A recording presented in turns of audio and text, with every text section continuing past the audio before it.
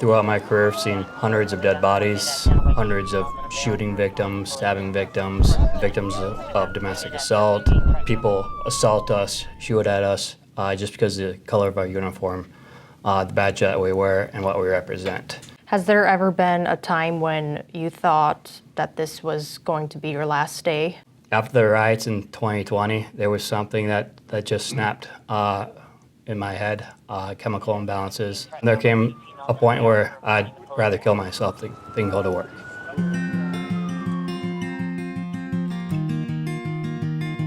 The story of former Minneapolis Police Sergeant Chris Stewart resonates deep with hundreds of Minnesota first responders. We as law enforcement officers are expected to be professional. We can't show emotion. We can't show grief because that shows a sign of weakness. Those weaknesses suppressed, never talked about, until there comes a breaking point. I could feel my heart racing. My hands would clench up. I could feel my hands getting sweaty and be more tense. I'd breathe heavier, more anxiety for sure going in. And it increased rapidly during the riots and shortly after the riots. Stewart had been seeing a therapist even before the riots began in 2020, exhausting his own sick time and paid time off. He was eventually diagnosed with post-traumatic stress disorder, but even that wasn't enough to get workers' compensation through the city's insurance. My thought was pretty clear that the city is not going to acknowledge that my PTSD, my mental health related issues are work-related. I've got to continue to provide for my family. From the moment Minneapolis went into shambles shortly after George Floyd, the number of emergency responders applying for disability pensions tripled. In Minneapolis, hundreds of police officers left the force due to PTSD. Labor advocates say the reason employees are resorting to disability retirement is because they're getting denied for workers' compensation, which pays medical insurance for work-related injuries.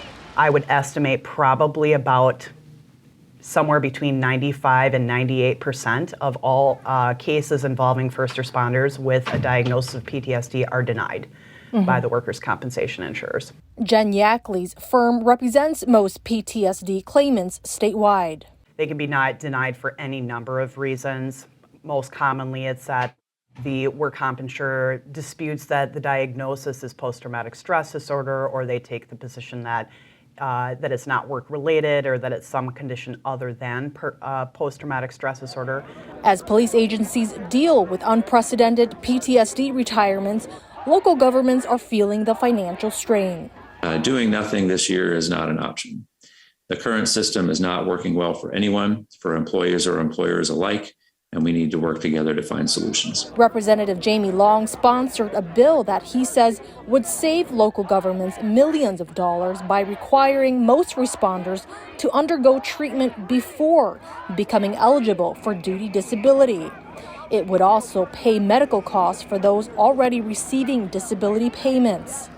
But opposers of the bill, including Minnesota police and peace officers, the statewide police association, says the bill won't actually resolve the PTSD issue. But I think the bill is a misguided attempt to address that issue from a cost standpoint, and I think it's frankly detrimental from a mental health standpoint on behalf of first responders that are in need of mental health care. They're playing politics with our lives.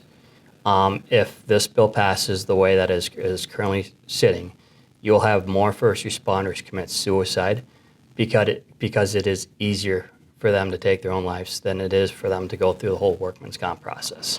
Already this year, dozens of police officers across the United States have died by suicide. Both firefighters and police officers are more likely to die by suicide than in the line of duty, according to the MPPOA. To ensure that number doesn't escalate, She couldn't keep a thing. Stewart has turned his pain into a purpose. The former MPD sergeant was granted disability retirement and left his job after 14 years. Stewart founded Heroes Helping Heroes to offer support for first responders coping with mental health issues. Members across the state meet a few times a month. Very therapeutic. We don't sit around a round table. We don't make you talk about your feelings. It's just an opportunity for you to get together with other first responders, realize that you're not alone, and just to relieve stress, to enjoy something that you love doing, or try something new. And just as others continue to navigate how to heal from their own work-related trauma, Stewart is also coping, managing, and taking it one day at a time. Don't be afraid to reach out and get help. Your life, your family is more important than this profession.